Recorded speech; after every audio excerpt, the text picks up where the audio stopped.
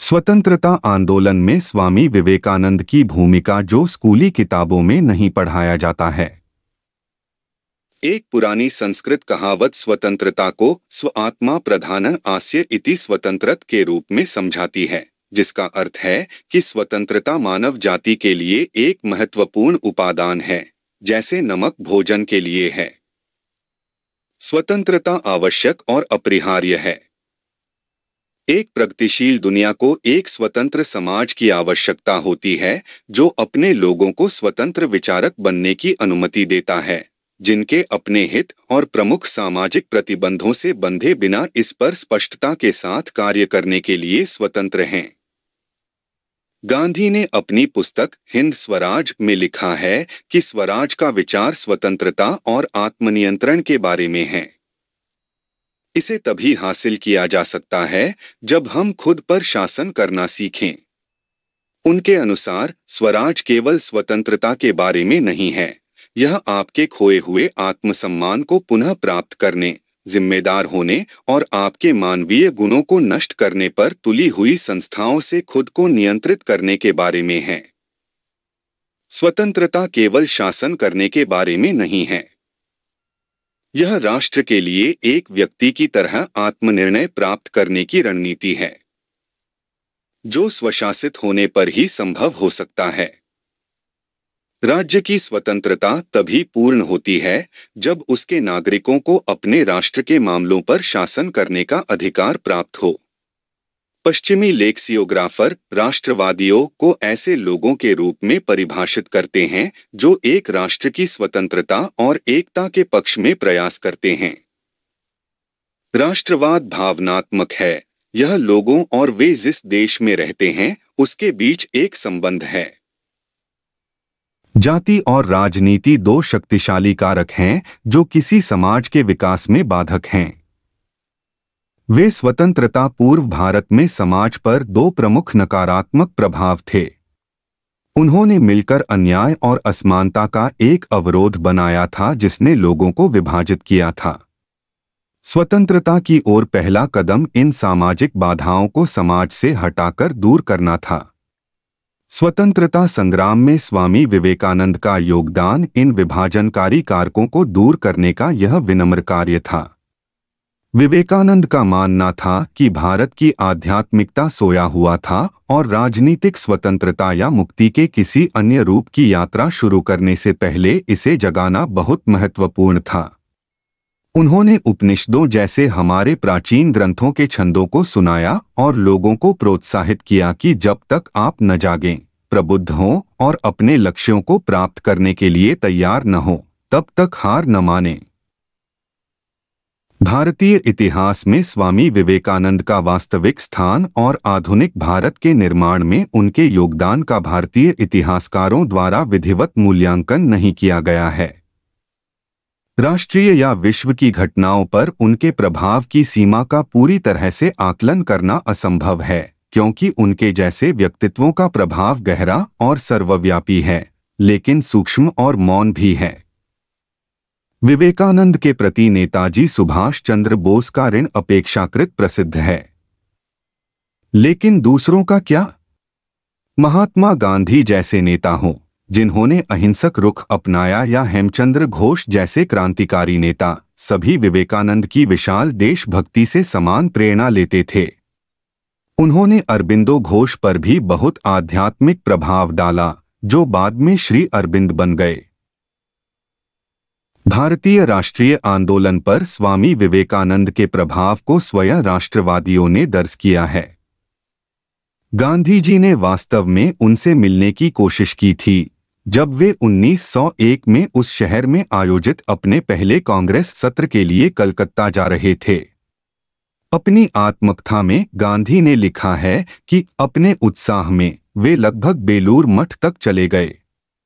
वह उस स्थान से बहुत प्रभावित हुए, लेकिन यह जानकर निराश हुए कि स्वामी जी उस समय कलकत्ता में बहुत बीमार थे और लोगों से मिलने में असमर्थ थे। इसके बाद 30 जनवरी 1921 को महात्मा गांधी ने बेलूर मठ में स्वामी विवेकानंद की जयंती समारोह में भाग लिया। उनसे भाषण देने का अनुरोध किया गया और उन्होंने हिंदी में बात की। अन्य बातों के अलावा उन्होंने कहा कि वह स्वर्गीय स्वामी विवेकानंद के लिए बहुत सम्मान रखते थे। उन्होंने उनकी कई पुस्तकों का अध्ययन किया था और कहा था कि उनके आदर्श कई मायनों में उस महान व्यक्ति से सहमत थे। यदि विवेकानंद जीवित होते तो यह राष्ट्रीय जागरण में बहुत सहायक होता। हालांकि उनकी प्राण उनमें थी और उन्हें स्वराज की स्थापना के लिए हर संभव प्रयास करना था। उन्होंने कहा कि उन्हें किसी और चीज से पहले अपने देश से प्यार करना सीखना चाहिए और उन्हें एक मन बना लेना चाहिए।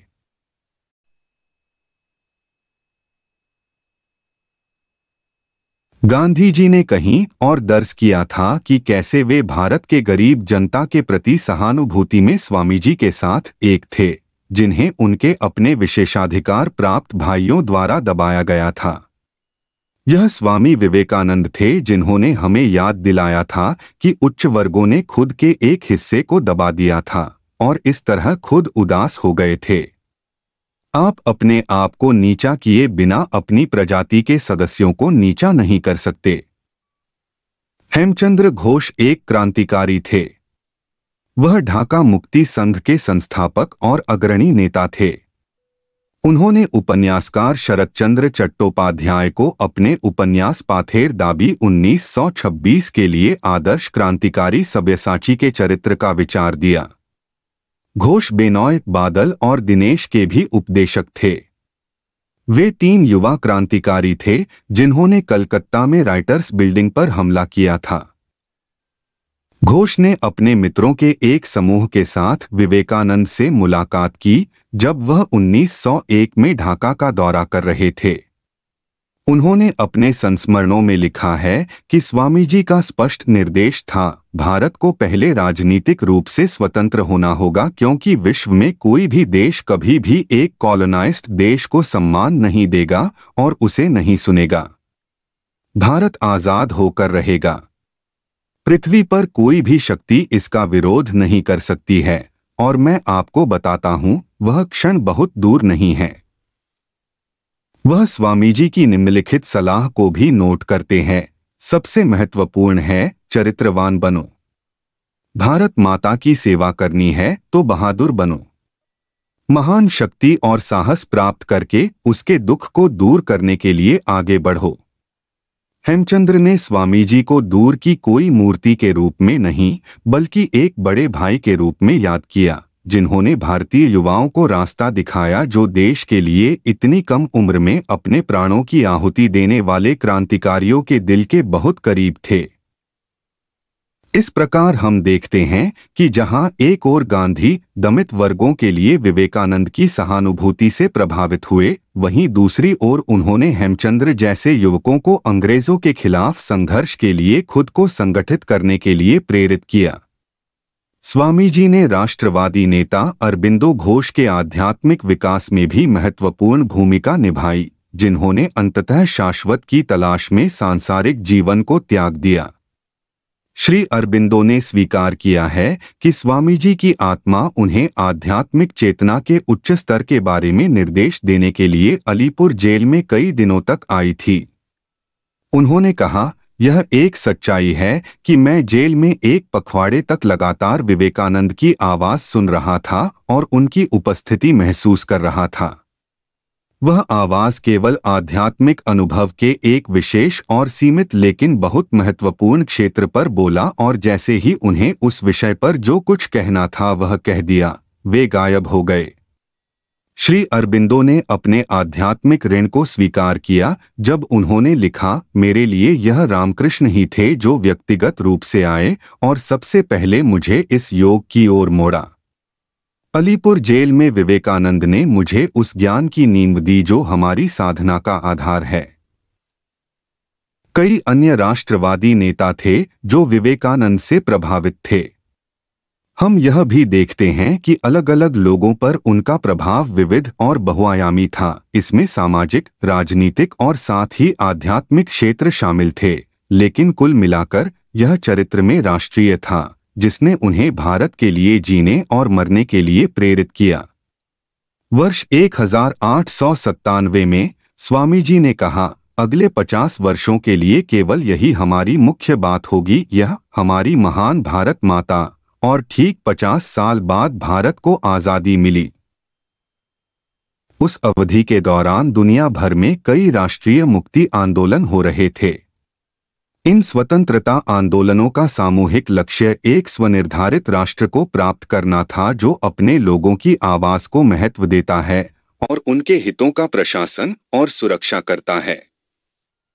आत्मनिर्णय के अधिकार का उनका विचार एक राजनीतिक घटना बन गया, जो राष्ट्रवाद के प्रतिनिधि के साथ प्रतिध्वनित हुआ। यह स्पष्ट हो गया कि एक बार जब लोगों को यह एहसास हो गया कि वे उत्पीड़न के शिकार हैं, तो वे एक साथ संगठित होकर और अपनी आवाज उठाकर इससे उबरने के लिए संघर्ष करेंगे। लोकतंत्र और समानता राष्ट्रवादियों के लिए समय की आवश्यकता बन गई। यह बहुत स्पष्ट हो गया कि भारत में मौजूद सामाजिक और राजनीतिक परिस्थितियां सभी समस्याओं की जड़ थीं और कॉलोनिस्ट्स केवल उनका लाभ उठा रहे थे। आधुनिक समय के इतिहासकार बताते हैं कि 1858 से भारत स्वेच्छा से ब्रिटिश शासन के अधीन होने की तैयारी कर रहा था। स्वामी विवेकानंद के कई समकालीन पुरुषों ने ब्रिटिश शासन को भारत के लिए फायदेमंद माना, लेकिन उन्होंने इसे उन विषय के शासन के रूप में देखा जो हमारी मातृभूमि पर अत्याचार और शोषण करने आए हैं। उनके लिए अंग्रेजों के साथ किसी भी संधि का सवाल ही नहीं था। विवेकानंद ने कांग्रेस को कम सहिष्णु होने और अंग्रेजों द्वारा उत्पीड़न से ऊपर उठने और स्वतंत्रता को अधिकार के रूप में मांग करने के लिए प्रेरित किया। गांधी का मानना था कि बंगाल के विभाजन ने ब्रिटिश साम्राज्य के पतन का मार्ग प्रशस्त किया। विवेकानंद समानता, स्वतंत्रता और सामाजिक उत्थान के विचार के पक्षधर थे। इस दौरान कांग्रेस एलिट्स की पार्टी थी। उनका भारतीय समाज के बड़ी संख्या में गरीबों और दलितों से कोई संबंध नहीं था। भ्रष्टाचार ने सर्वोच्च शासन किया और विवेकानंद इसे स्रोत से मिटाना चाहते थे। उन्होंने भ्रष्टाचार को एक प्लेग के रूप में वर्णित किया, जो एक राष्ट्र के विकास की क्षमता को रोकता है। उनका मानना था कि शिक्षा ही इन सभी समस्याओं का समाधान है। वह चाहते थे कि लोग विज्ञान, प्रौद्योगिकी, सामाजिक विज्ञान और अर्थशास्त्र के क्षेत्र में शिक्षित हों। उनका मानना था कि इन लोगों को भगवान में विश्वास की जरूरत है और नैतिक रूप से भ्रष्टाचार मुक्त होना चाहिए। वह यह भी चाहते थे कि हर कोई आत्मबलिदान के मूल्यों, ईमानदारी और निस्वार्थता को सीखे। उन्होंने युवाओं को अंग्रेजों के लिए नहीं बल्कि भारत के सामाजिक विकास के लिए काम करने का आह्वान किया। कांग्रेस के एक मॉडरेट नेता सुरेंद्रनाथ बनर्जी ने बंगाली में लिखा है कि किसी देश का इतिहास उस देश की महान हस्तियों के इतिहास में निहित होता है। स्वामी विवेकानंद और श्री रामकृष्ण एक शिक्षित समकालीन भारत के दो आधारशिला हैं। उन्होंने स्वामी जी को देशभक्त के रूप में भी परिभाषित किया। एक अन्य मॉडरेट नेता श्री गोपालकृष्णन गोखले ने सामाजिक उत्थान के उनके दर्शन को एक व्यक्तिगत लक्ष्य के रूप में लिया।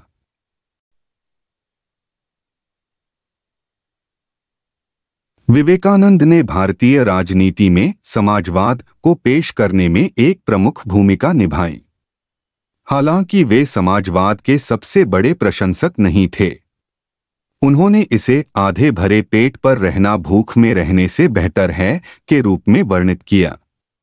क्रांतिकारी सुभाष चंद्र बोस स्वामी विवेकानंद के दर्शन के प्रशंसक थे। उनकी भारतीय राष्ट्रीय सेना ईना एकता, ईमानदारी और अनुपालन के दर्शन पर आधारित थी। बोस ने स्वामी जी का वर्णन ऐसे व्यक्ति के रूप में किया जो हमेशा अपने से पहले दूसरों के बारे में सोचते थे और एक ऐसा व्यक्ति जो उत्पीड़क पर दया नहीं करता था, लेकिन साथ ही एक छोटे बच्चे के समान निर्दोष था। गांधी ने गरीबों को हरिजन के रूप में प्रसिद्ध रूप से संबोधित किया, जो विवेकानंद के गरीबों को नारायण कहने के विचार से प्रेरित थे। गांधीवादी दर्शन में स्वामी के विचारों का प्रतिबिंब है। उन्होंने प्रसिद्ध रूप से कहा कि मैं किसी भी धार्मिक सिद्धांत का विरोध करता हूं जो तर्क के लिए अपील नहीं करता है और नैतिकता के विपरीत है। धार्मिक सद्भाव और वेदांत के अभ्यास के बारे में विवेकानंद के विचारों से आया है।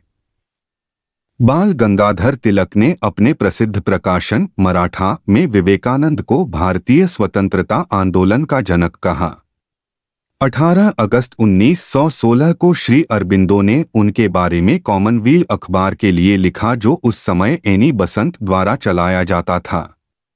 उन्होंने विवेकानंद को एक महान भविष्यवक्ता और आधुनिक भारतीय राष्ट्रवाद का उपदेशक कहा।